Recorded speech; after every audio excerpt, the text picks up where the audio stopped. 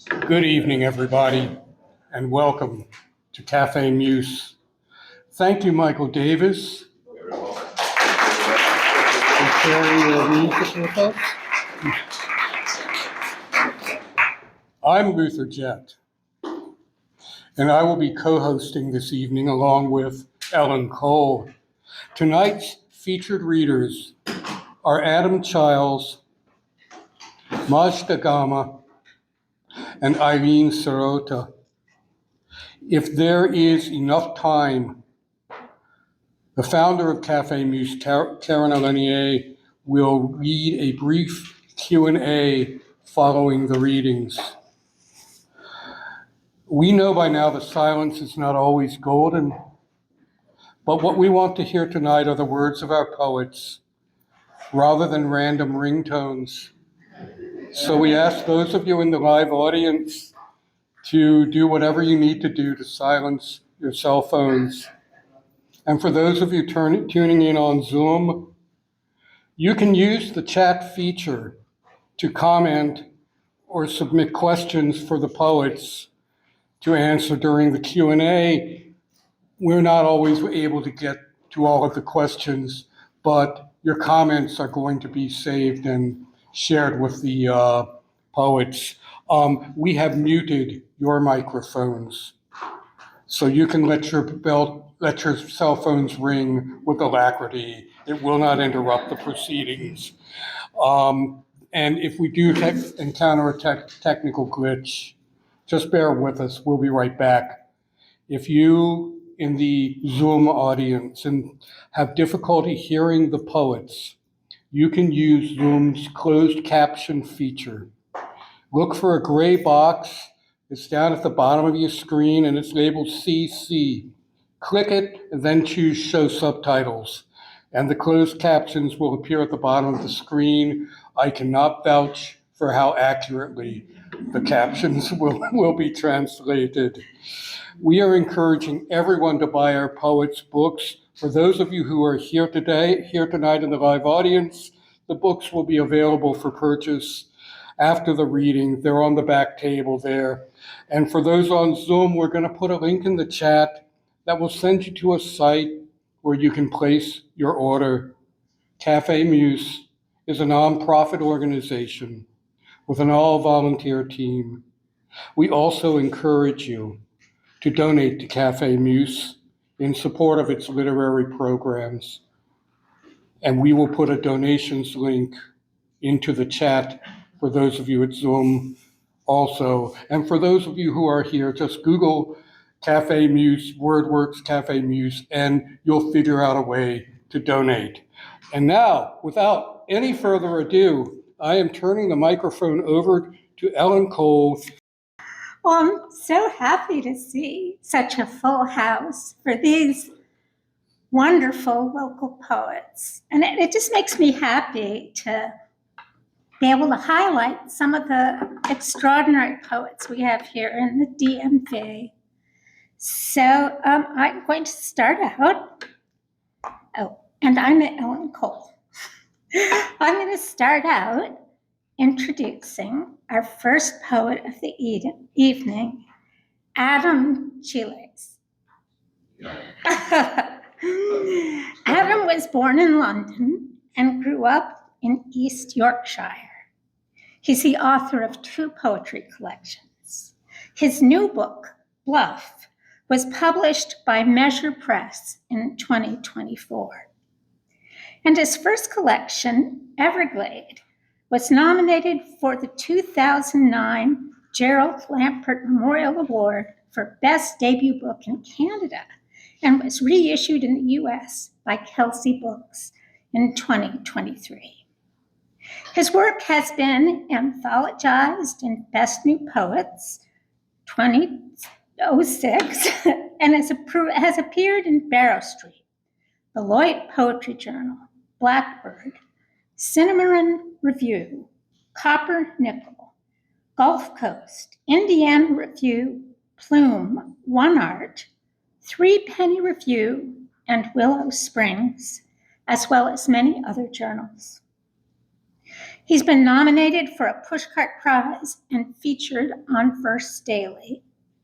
Adam is a professor of English and creative writing at Northern Virginia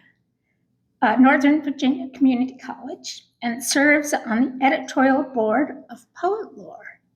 So we may see him here now and then meeting with Poet Lore staff. He lives with his wife, Emily, in rural Virginia. Reviewer R.T. Hummer writes about Bluff. From the zone of loss, of parents slipping away in a distant country into death and assisted living, of the alloyed grief of the expatriate, of moral flesh, Adam Chiles sends back incisive yet gentle missives, verging on, but never ratifying despair. At bottom, though, these poems are about fundamental questions of identity, of the true name of consciousness. Bluff does not answer these questions. It sings them with a decorous beauty. And Sidney Wade says of Bluff, in this lyrical collection of elegies, Adam Chiles renders the grief of losing loved ones and one's natal landscape in a contrapuntal harmony with a landscape that offers us, I just lost my place, with a landscape that, through the skillful use of metaphor, appears to us vital and bristling with energy. This book offers us the great pleasure of savoring the creative contradictions in these lively poems of ghosts, exile, homesickness, and erosion where present and presences are as alive as they ever were. And I wanted to mention one other review that I'm not going to quote by a podcaster named Matthew Stewart. And he wrote that in Bluff, he saw a dialect between the English poetry scene and the US poetry scene. And I thought that was interesting and something you might want to think about as you listen to his poems. So now I'm honored to present to you the poem Adam Chiles. Thank you for having me, Writing Center and Café Muse. Indeed, it is an honor. And man, those blurbs are better than the poems, I tell you. Yikes. So I'm going to do a bit of a sprint through the book. I know we have other people to hear from tonight. And it takes place here. That's East Yorkshire, where I grew up.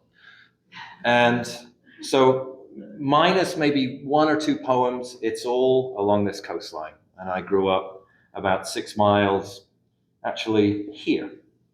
And would go to the ocean here. And so this is East Yorkshire. And this is Beverley, which is the main market town where I grew up. And my parents lived there. I lived there my whole childhood, and my parents lived there up until they passed away. So this book, as I said, takes place there, and it's a book of elegies and a book of ghosts, as you heard. And the elegies are largely for my father, who passed away in 2014. And then there are poems that dig into some of their past and some of my mother's past, but mostly it's about my father. And so I'm going to read from this book and end that they're short, a lot of sonnets. So these poems are 14 lines long. So I'll get through this, and we'll be just fine, I promise. And then there's a couple of, and I was nervous about doing this, but there's a couple of sort of darker pieces that I might end with that are newer poems. So we'll see how that lands. But I'm going to start. So I wanted to start, and I'll try not to say too much more. I said, don't talk too much between poems. And it was my niece's birthday a couple of weeks ago, and she sent me a gift. I didn't send her a gift, and I should have. She sent me one, which was her son reading this poem from the book called Onion. which is about his great-grandfather. And she sent it to me, and now he's doing it as part of his talent show. So I want to send this out to Seth, who's in bed right now in London. And hopefully, since this is being recorded, he will be able to hear this. Onion. My dad loved onions. It's apparent in this poem. My father sliced the onion in two, and we sat, each lifting our half moon. He took a bite, then another, as though it was fruit, tasting the bald sting of it, that temper of white flesh. The car then full of heat, ozone. And now a little Stilton, he said, smiling at me, doubling down on the odor. The sea stretched out in front of us. Afterwards, he dozed, car windows slowly fogging as I walked the edges of the cliff, young still, the aftertaste of what we'd eaten, sharpening my breath. Thank you. He did eat, and we had at his funeral, we didn't have flowers, we had bowls of onions. And on his coffin, we had I didn't know you could do this, but I asked the undertaker, and we had a wreath of vegetables and onions. And it was wonderful. He would have loved it. Let's see. Next poem I'm going to read is Homing. And I have been away from England now for a lot longer than I lived there. I left when I was 22 and actually moved to Canada for 10 years and then met my wife at a Bread Loaf Writers Conference, actually, and moved to the DC area. And so I've lived here for the last 20 plus years. So I can't, I'm 58 now, so I've been in North America longer than I've been home. But of course it haunts me, right? And I lean back into that past. And up until my parents died, I was going home once or twice a year and just revisiting a lot of those old spots where I went to school and, just felt kind of like a ghost walking around, to be honest. So this poem is about that. It's called Homing. Each winter, I fly back, rest my head against the latch of trees, old styles, a street lamp I used to know. Each year, the schoolyard withholds its key. It happens. I wake one morning between selves, neither here nor there. It happens, this redaction, the continents in me, shifting. In the video, my father, 10 years younger than I am now, jumps the privet, grabs and lifts me endlessly above the fading yellow grass. It happens. I turn a street corner, find myself there, a boy tranced in the market square. And who knows which one of us is the apparition?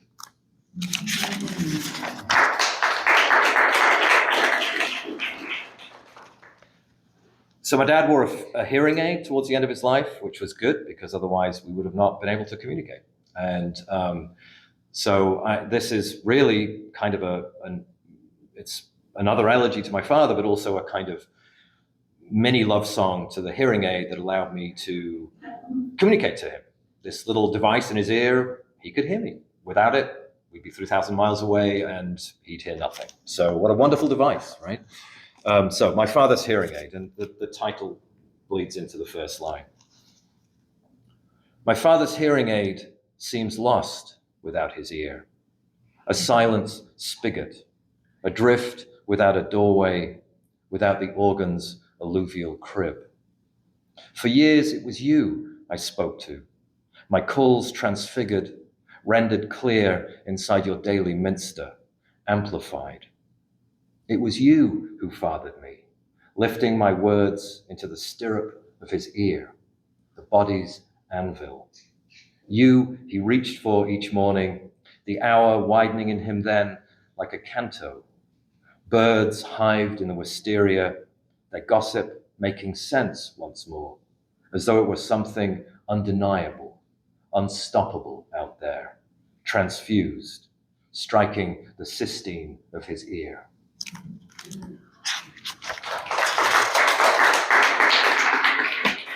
I didn't check the time, so I'm trying not to go over. So this one's for my mother.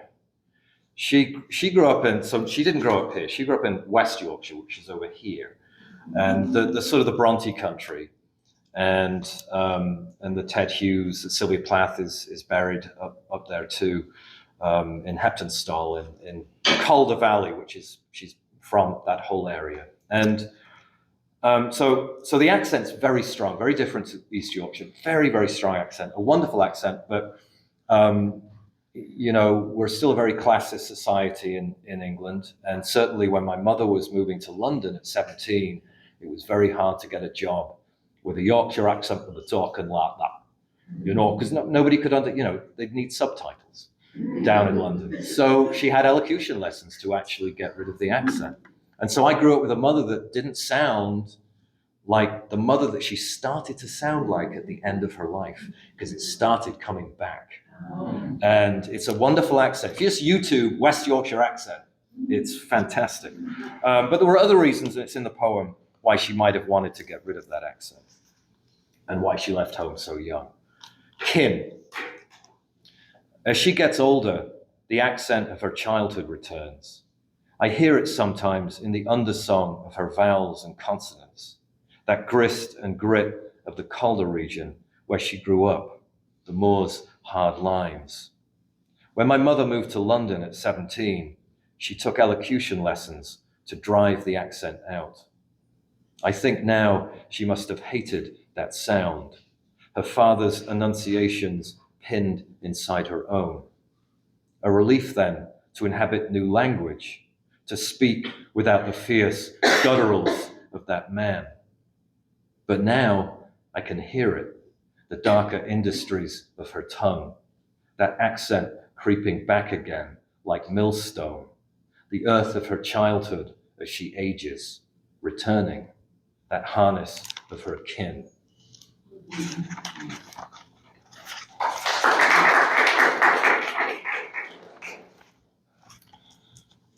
My dad loved music, and he loved to play it loud, very, very loud, very early in the morning.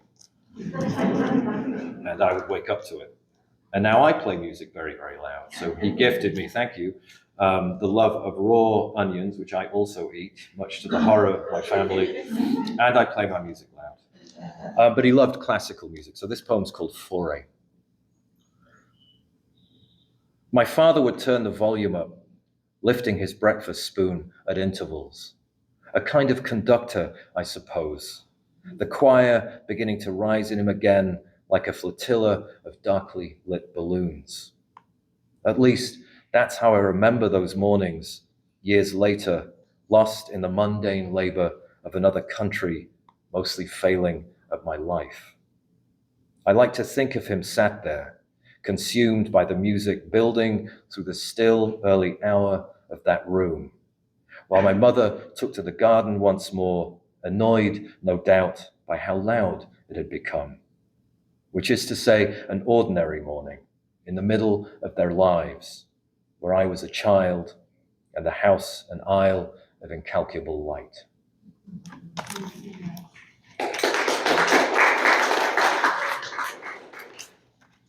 So what am I doing here? Okay. I'm gonna dance away from Yorkshire and go to British Columbia for a second.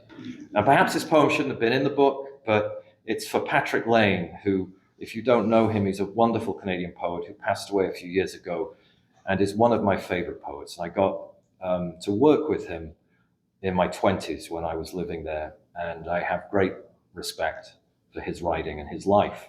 But he struggled with addiction. He got over it, and he got over it through gardening and tending his garden. And his partner, Lorna Crozier, who is also a wonderful, wonderful poet, who's still with us and still writing wonderful poems. And he wrote a great memoir about getting over addiction and how the garden saved his life. And so I love this man. And so he's a father figure, so that's why he's in the book. Elegy with Desert Pine and Fennel Seed for Patrick Lane. And his early life, he just worked in the interior of British Columbia and just worked sawmills, like just a tough old dude that just turned to poetry, you know. I wanted to know the sawmills, the stunted desert pines. In language, find that hardness, that way of pushing back. I was young then, and that hardness made sense. Though it's your attention to the smaller wardens of the earth, beetle, spider, that stays with me. Your garden's anodynes, the soils you hunched over each day, listening, farming fennel seeds, burying them as you'd once buried bottles of vodka, graves you'd find and empty long after. I'm thinking of the tiny elephant you carved, that elegance whittled from a bar of soap, how your patio fed the calendar of those later years, hands worn to the pumice of pine, their hardness earned.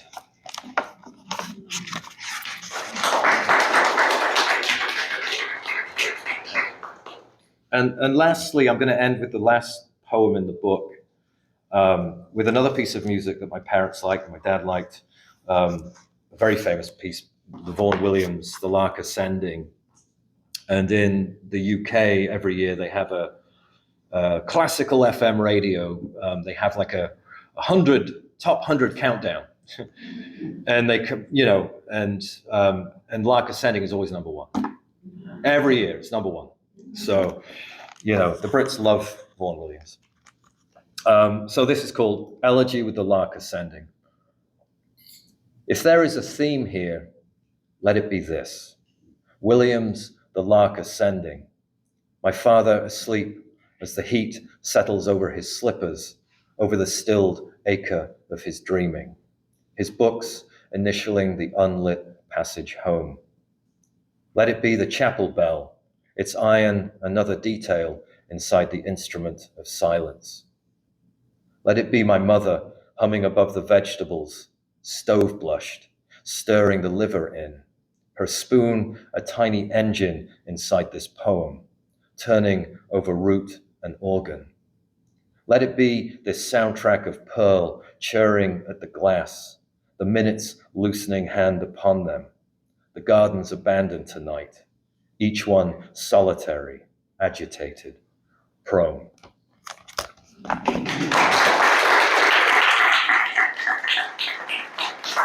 Am I doing okay for time? Oh, okay. So here's for the dark poems.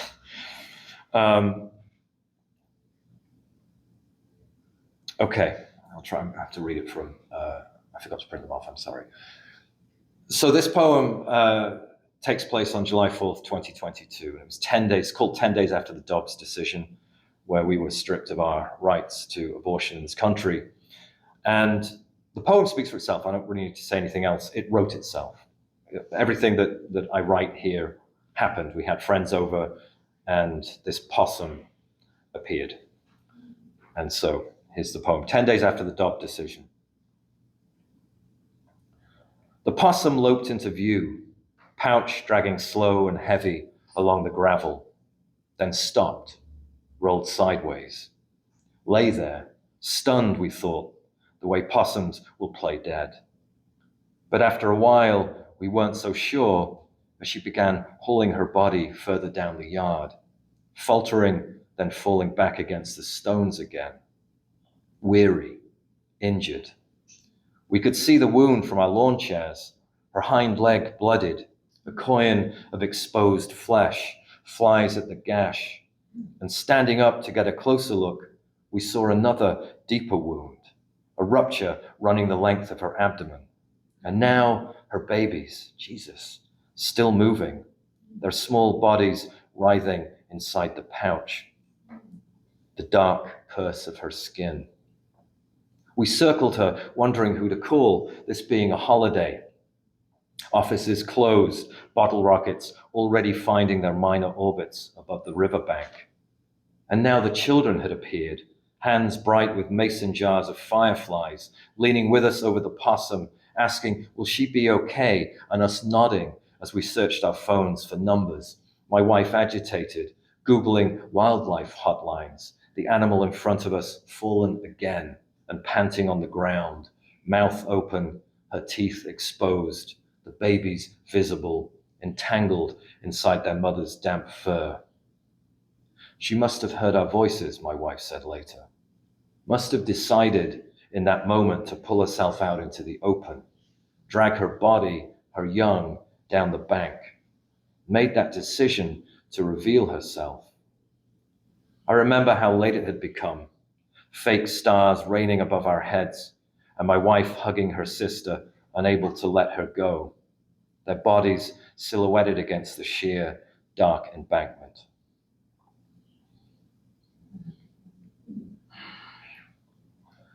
And my final poem.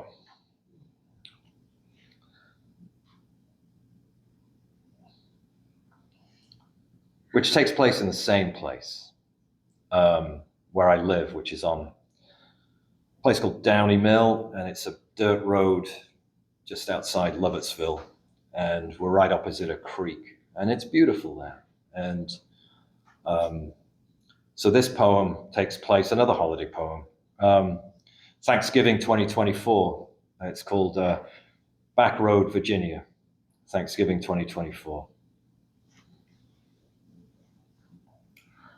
The golds, reds are mostly gone, given way to bare timber, and below a brown linoleum of leaves.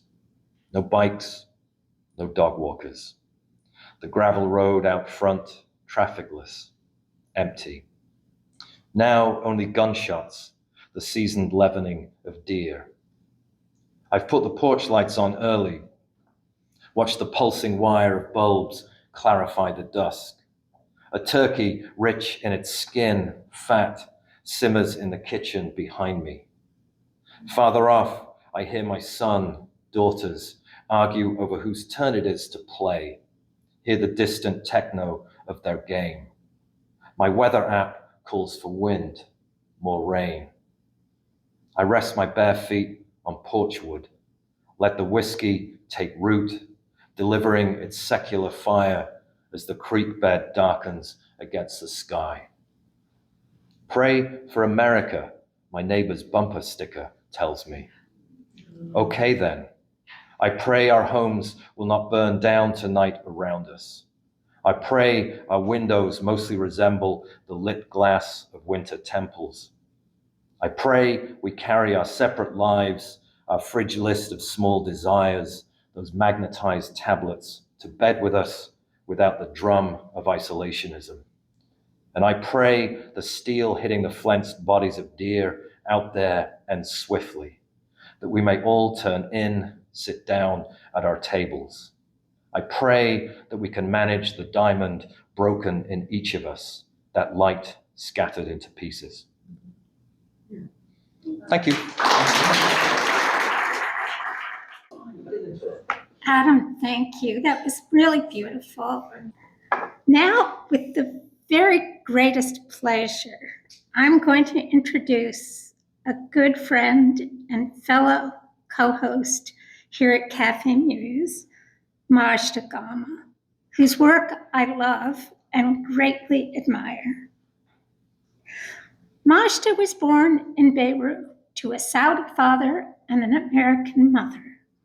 Raised in Jeddah and the United States, she has lived and studied in Egypt and England as well. She now lives in Northern Virginia. Majda stepped down from her position as poetry editor at the Tinderbox Journal in 2020 to become one of the co-hosts at Café Muse, and I'm so grateful that she did. Majda's debut just out full-length poetry collection, In the House of Modern Upbringing for Girls, which won the Wandering Angus Book Award in Poetry. She's also the author of The Call of Paradise, selected by Diane Seuss as the winner of the 2022 Two Sylvias Chapbook Prize. Her poetry has appeared nationally and internationally in journals such as the Adroit Journal, Beloit Poetry Journal, Four-Way Review, Michigan Quarterly Review, The Normal School, Poetry Magazine, Rhino, as well as Plowshares, Prairie Schooner, and We Call to the Eye and the Night, an anthology published by Persea of Love Poetry by Arab Anglophone poets. Majda has been nominated for a Pushcart, Best New Poets, and Best of the Net. Her honors include the Graybeal Groen Award for Virginia Poets from Shenandoah and the Gregory, I'm going to mispronounce this, Jonikian Scholar Award from Adroit. Diane Seuss writes of the Call of Paradise. The speaker is a bride of many cities, daughtered by the East and mothered by the West, with poems placed in Beirut and Punk LA, in the red backhoe dirt of Virginia. Her hair both black and neon pink, occupying the edge but unable to submerge. The result of this fluid positionality is nuanced, hushed witness, ode-scented ritual, and deep artfulness. The speaker may not arrive in paradise, but at the termination of this beautiful sequence of poems, she hears its call. And poet Jessica Coelho writes, "The House of Modern Upbringing for Girls looks at the world through the revelatory eye of girlhood. The poems traverse country and landscape as Gama writes from where she was born and is not from. That is the Arab condition. This book is a tactile beauty of stark contrasts. It names the stars, then touches the ground with bare feet. I longed to hang out with the girl in these poems, listening to Joan Jett, cigarette between my lips. Pay attention to Majda Gama. Her sensibility fills in the spaces we overlooked." And again, I'd like to point out that this is a poet who writes in the consciousness of someone who has experienced many different cultures and that they exist in her poems. So let me present to you my friend and rising star poet, Majda Gama. Thank you. Thank you so much. That's such a generous introduction, and thank you, Adam, I'm really grateful to read with you and to have also heard about the fabric of your life and how you occupy multiple worlds. That beautiful, beautiful writing. Here we are in Northern Virginia. Well, we're in Maryland, but you know what I mean, right? So, and thank you to everyone for coming out here. This is my poetry community. You all made me the poet that I am today. I don't take that for granted at all. Not my co-hosts, not the WordWorks, who has been running Café Muse for decades now. And I nurtured this book in the House of Modern Upbringing for Girls, really in this center when I started writing with David Keplinger and I met Henry Crawford. And we're basically a cult. I think that's really what's happening here. Yeah, I'm just so moved. And my best friend Jill is here. I used to never see her because she lived in Boulder, and now she's a rising poet here in this area, and I'm just thrilled. So let me get started, though. So how to follow Adam? Well, I'll start with a form, a ghazal. It's not a perfect ghazal, but that's deliberate. It's about occupying both East and West. I carry the East with me. I carry it to the West. wrap it in layers in a small suitcase tagged for the West. In America, there is a romance that calls for leaving known people and places to head for the West. I open my suitcase and stare at shoes that leak sand. Oh, I mourn not having red sand dunes to walk in the West.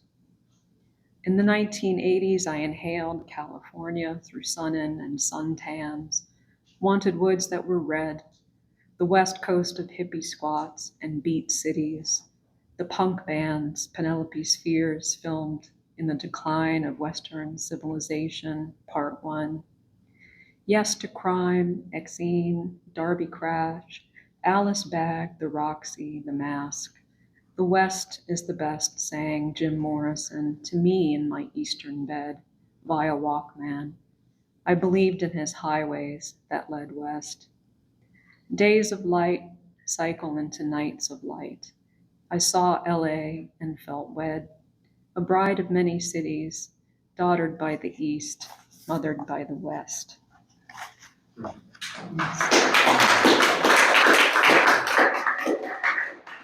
Thank you. That spoke to Diane Seuss, so I had to put it in this book as well as the chapbook.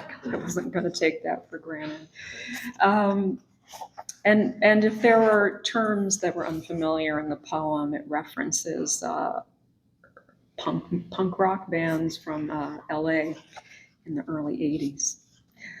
So here's a poem I wrote in response to the hybridity of being a hyphenated American. It's called Why Aren't You Just American? What is asked is not a question a brown body can answer, because that body is busy being brown. That body is in flight or fight. That body is continually liminal, a limb extended to ward or greet, or a swift foot booking, but not too fast. The body is always polite, because a body from Appalachia can be Scots, Irish, and that's a heritage, a birthright, a calling, a place to be on a long summer evening by a creek bed, a hollow near a mining town that sang Europe into the mountains. A brown body can walk across a landmass, lay herself down as a bridge, erase a tongue, the color saffron, and be foreign for generations. Yellow keens here, red and brown and spice. My body walked all the striations of rock in the Badlands, burned under the sun over the Snake River. Brown can be pale too. And spice, didn't you ever drink tea made from prairie grass or a bohemian beer in Chicago? The brown body isn't worth much. A small museum in Detroit, a name that catches in others' throats like a fine bone. You rise up at the wrong time, and they smile with white teeth, while picking you apart for too many consonants in your name, for praying with cupped hands, for leaving to visit your ancestors and coming back. Why don't you just stay over there? I answer, don't you hear my answer?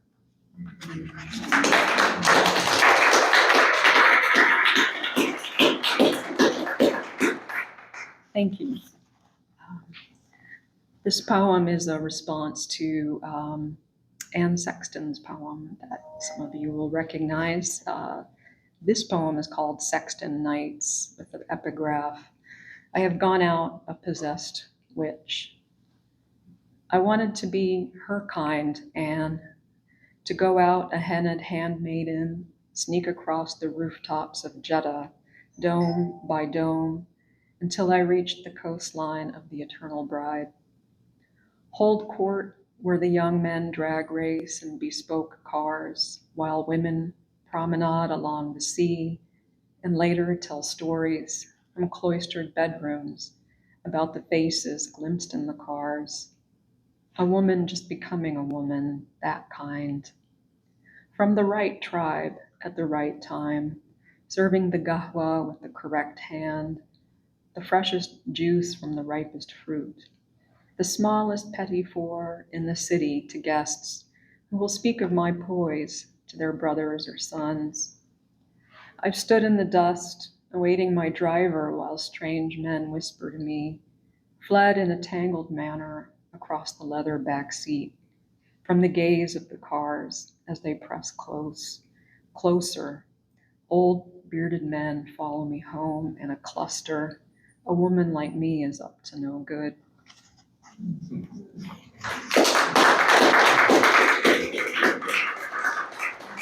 So about 30 years ago, when I was a very young woman in Saudi Arabia, there was a bit of a conservative backlash, and that poem was written about my experience with the religious police, who were often patrolling, looking for wayward souls. As long as you were young and you looked like you were just occupying space, you could get an ankle wrapped or be hauled in for some reason, and I was. So, well, anyway, that's another story. Okay. This poem is about the landscape, the coastline that my family is from in Saudi Arabia. We call the Hijaz, and it contains the two holy cities of Mecca and Medina, the city of Jeddah, where I grew up and still have my childhood home and attended the school that I named the book after.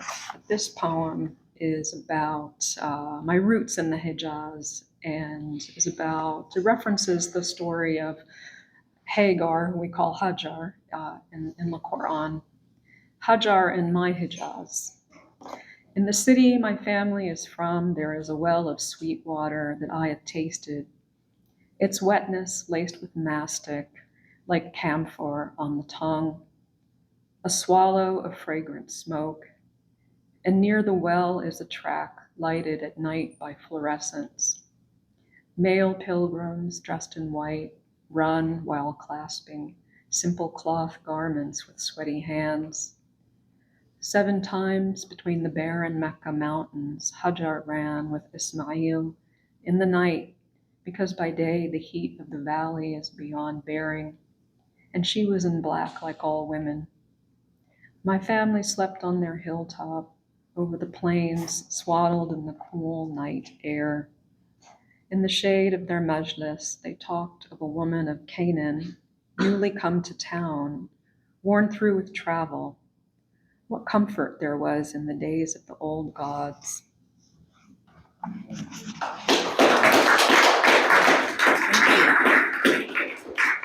I don't want to take up too much time, so I'm going to end with a poem about coming to peace with life in America, I guess you could say. I don't know that there is any peace, but everyone here is a good soul and knows what I'm talking about. This is for Jill Kitchen, who is a whole stanza in this poem. There are no straight lines in nature. 4 young women on a dock over a lake in the nighttime, because these women are most at ease and in between places. What do we call ourselves at 20, 21? Names have power.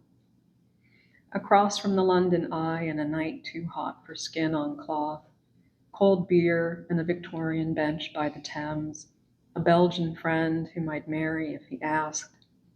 A star falls, slowly navigating the wheel. We live whole lives as it passes. Leonids. We drive to the crossroads at Gilbert's Corner, smoke the cigarettes we keep quitting, and park in a field with our backs to the suburban light. Because I've seen you trap men in the long, thick hair you've now cut, I know you'll soon marry. Perseids in my 40th year, the bark of a fox in a late hour. A cat I called Loki wanders the street talking softly. A cascade of stars arc predictably over the rooftops. One does not. It drops like hammer strike, flips around and burns out in a ring. Thank you.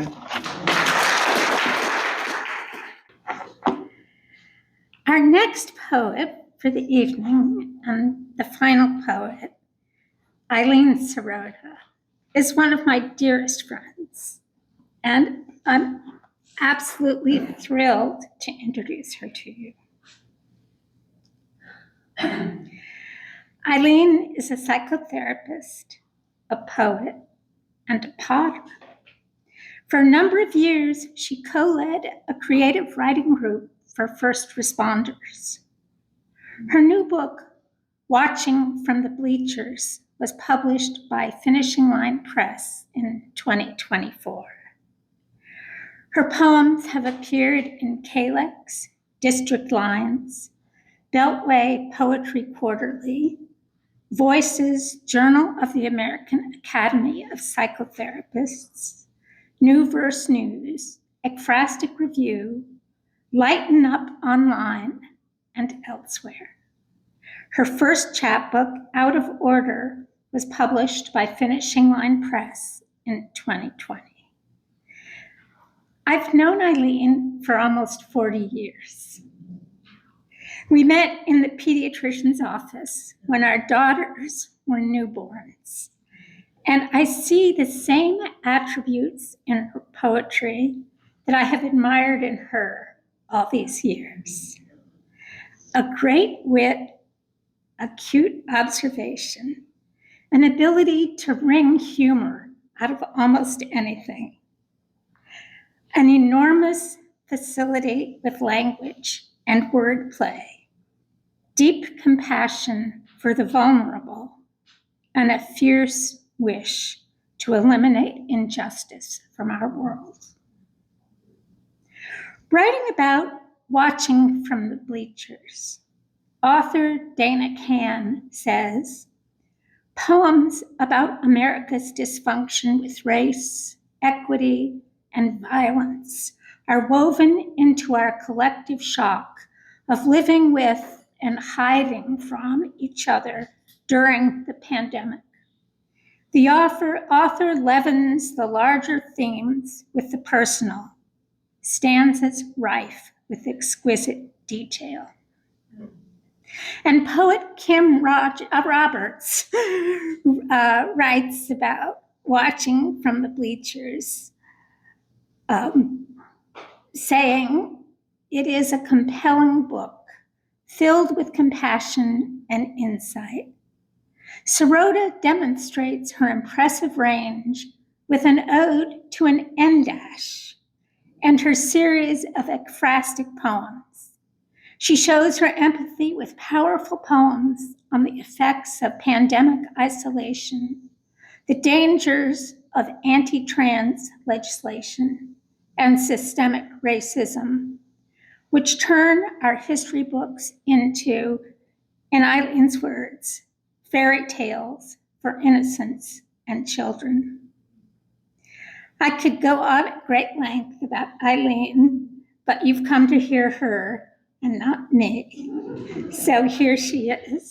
Thank you, Ellen. That was such a beautiful introduction. And I have to say, I'm a bit in awe tonight, reading with you other poets. It leaves me almost, but not quite speechless. So there's going to be a lot of shifts in time and in tone in the poems I'm going to read, but I'll try to, give you a turn signal when I'm about to make one of those. I thought I'd start with a couple of poems that speak to my current state of mind, which is pretty destructive of the Muse, which may be familiar to a lot of people here, that sense.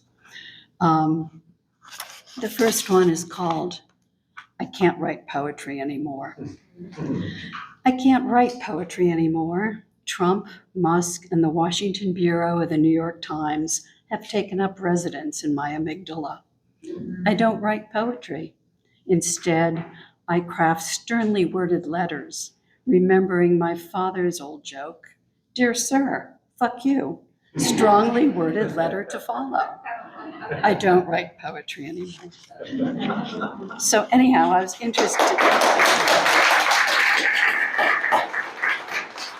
was interested that fathers appeared so centrally in Adam's work, and I realized that they do in mine as well. This one is called 50th Anniversary, August 28th, 2013. which was, if you can do the math, the 50th anniversary of the March on Washington for Jobs and Freedom in 1963. There's something you should know about Jack. He never ventured outside. Sun and heat were his sworn enemies. His deity was rest. Only mad dogs and Englishmen go out in the noonday sun, was his favorite saying. Next favorite, never sit when you can lie down, never stand when you can sit. Yet there stood my father in 1963, sweating but determined, surrounded by thousands in jackets and ties who would no longer lie down. As a child, he wept for the Scottsboro boys, like I now weep for Trayvon Martin. Today, wearing this 50-year-old button, I tend to the fire that he lit in me on that distant August day.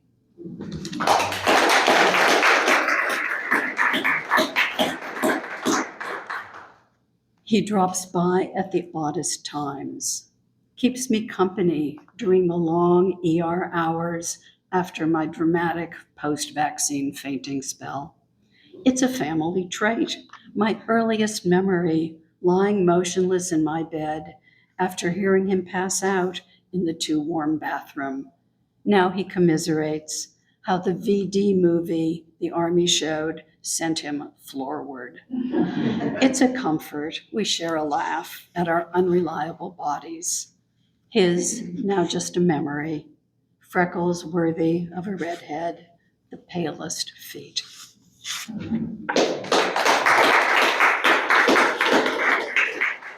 And now I'm going to turn to a couple of poems about COVID, which I realize, presented us with a lot of losses and some kind of interesting gains as well. Springtime 1349, springtime 2020. The earth still goes about her business. The cherry blossoms still shed their viral load of ephemeral elegance. The magnolias still release the sweet scent of cyclical eternity. The squirrels, who have not heard of social distancing, still make the thin dogwood branches dance as they practice their springtime Olympics. Inside, an abundance of caution. Outside, an explosion of reckless abundance. The oblivious beauty of the world mocks us, comforts us.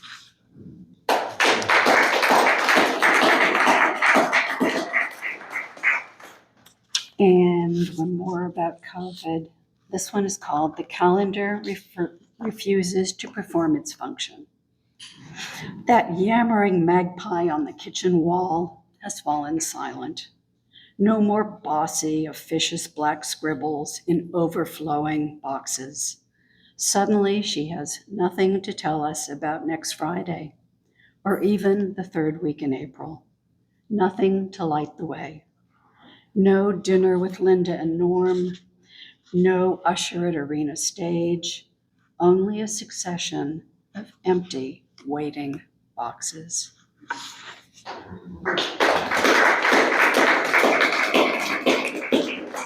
And here, I guess I need to say a little bit about inspiration, or as you could really call it, theft, which I think is a very large part of poetry.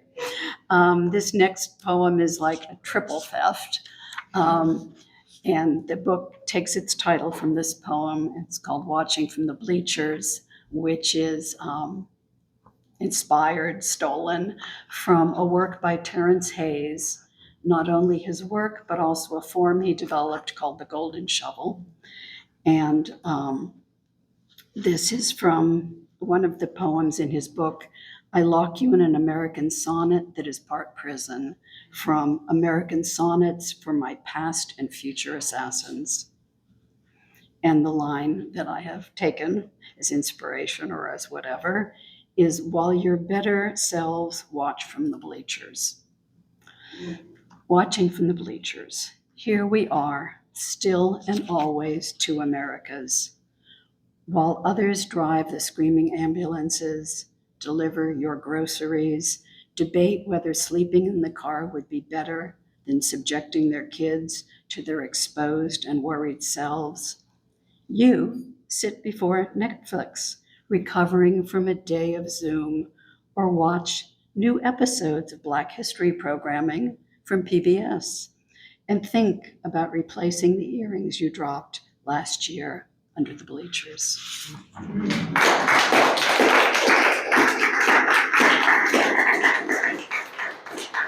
I'm going to, whoops, oh no. Oh, here it is. I'm going to skip to a poem that I wrote right before the inauguration in 2021, which was a rather different moment, but similar to what we're in that there was this combination of menace and hopefulness. My balance between those two is a little different than it was 4.5 years ago, but the wish is still the same. So this is called Turning Over the Keys. On the occasion of the presidential inauguration, January 20th, 2021, with thanks to Gil Scott-Heron, the revolution will not be televised. The shine is off the American buggy. The paint is peeling, the tigers slump. The shocks have suffered our shock. A car is plowing fields of peaceful protesters. The city on the hill has been trampled, corrupted. It's okay. The city on the hill has been trampled, corrupted, shit smeared. Again and again we learn it was always so. Barbarians literally at the gate. It turns out the revolution actually will be televised. What alchemy can make wisdom from lies, unity from hatred? One more time, we put the key in the ignition and listen, straining to hear a faint, hopeful hum.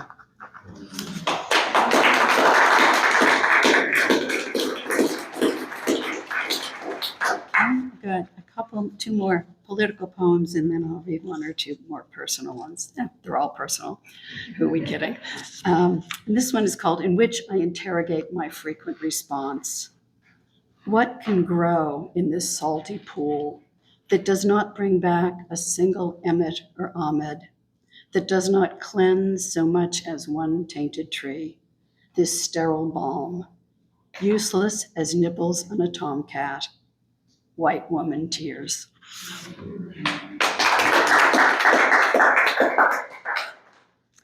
Okay, this one has animals in it, which is interesting. I've discovered animals are creeping into poems in funny ways. It's called 8 Bunny Morning. This morning, early, just past dawn, thinking to avoid the late June day's payload of hot and humid, I take my neighborhood walk and am rewarded with 8 bunny sightings. Some in pairs, some alone. They like to crouch expectantly at the edge of yards, like lawn ornaments or sentries. 5 years ago, that summer when we were briefly awakened, I used to entertain myself by counting both bunnies and Black Lives Matter signs, heartened when the number of signs on my suburban streets beat out the bunnies. I am here to report the rabbit population has continued to swell. The signs are gone. Just a summer fling. We have gone back to sleep, or worse, curse our fleeting flirtation with empathy as if a deadly virus.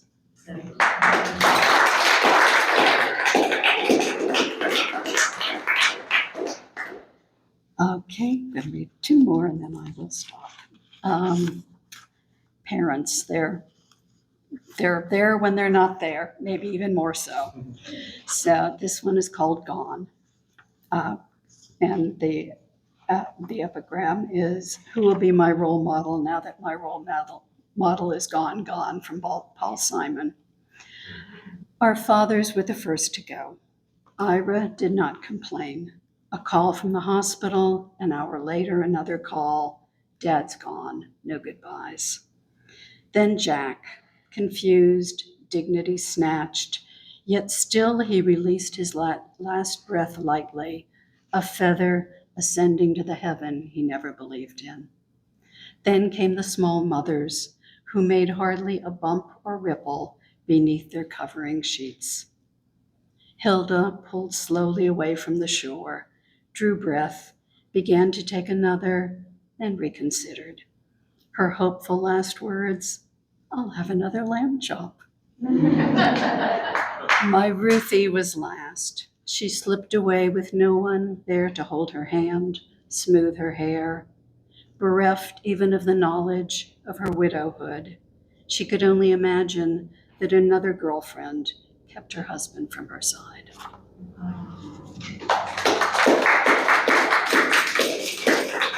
Well, you know what? I think I'm going to end on a silly, a different note. I won't characterize it. And this was inspired by a story my dear friend Carol told me. Well, inspired by a lot of things. It's called "In a Tiny Bathroom Stall, a Momentous Debate Takes Place."